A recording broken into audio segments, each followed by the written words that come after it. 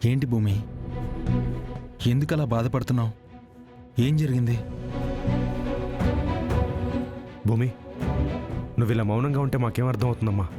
ఏం జరిగిందో చెప్పమ్మా. రేపు పొద్దున్నే పెళ్లి ముహూర్తాలు పెడుతున్నారంట మావయ్య. ఏంటి? తార చచ్చిపోతానని బెదిరించి అన్నా చెల్లి ఇద్దరూ కలిసి ఎమోషనల్గా మాట్లాడి బావని ఒప్పించారు. రేపు ముహూర్తాలు పెట్టడానికి అగ్రి అయ్యారు. హ? ఏం మాట్లాడుతున్నావు భూమి? నువ్వు ఉండగానే అన్నయ్య ఇంకో అమ్మాయితో పెళ్లి ముహూర్తానికి ఒప్పుకున్నాడా? నేనుంటే ఏంటి చెర్రీ, ఆయన మనసులో ఇప్పుడు ప్రేమ కన్నా నా మీద కోపమే ఎక్కువ ఉంది. కానీ ఆ పెళ్ళాపింది నువ్వు కాదు కదమ్మా. అది మీకు తెలుసు, నాకు తెలుసు, బావకి తెలియదు కదా. బావకి నేను చేశాననే నమ్మకం పడిపోయింది. భూమి, ఆ రోజు నువ్వే తప్పు చేయలేదని చెప్పడానికే పెళ్ళైన మర్నాడే బిందు శివాలను తీసుకుని నేను వాళ్ళ ఇంటికి వెళ్ళానమ్మా.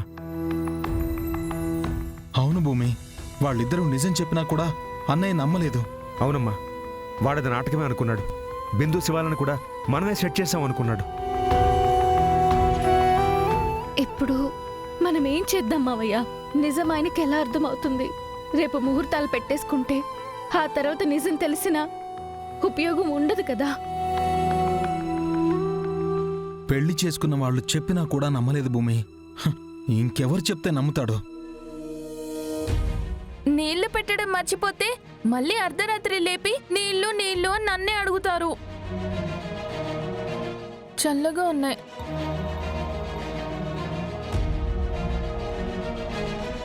మావయ్య, ఏంటమ్మా? ఆయనకి నిజం చెప్పించగలిగేది మీరా అత్తయ్య మాత్రమే. అమ్మనా? ఆ అమ్మాయి ఎలా చెప్తుంది? అబ్బ, అమ్మ అపూర్వ అత్తయ్య కంట్రోల్లో ఉంది కదా. అదే నిజమే, కానీ అత్తయ్య చెప్తే మాత్రం ఆయన ఖచ్చితంగా నమ్ముతారు. మీరేతో అలా చెప్పిస్తావమ్మా?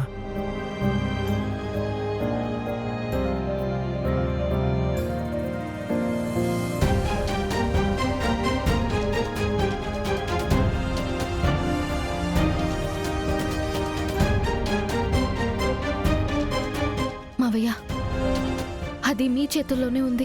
నేనేం చేయగలనమ్మా? ముందు నేను చెప్పేది వినండి. ఇప్పుడు మీరు వెళ్ళి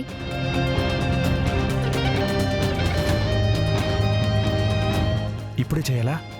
టైం లేదు మావయ్య. రేపు ఉదయంలోపు నిజమేంటో ఆయనకు తెలియాలి. ఏ రాత్రే వెళ్ళాలి. సర్లే, నేను చూస్తాను. హ్మ్. హ,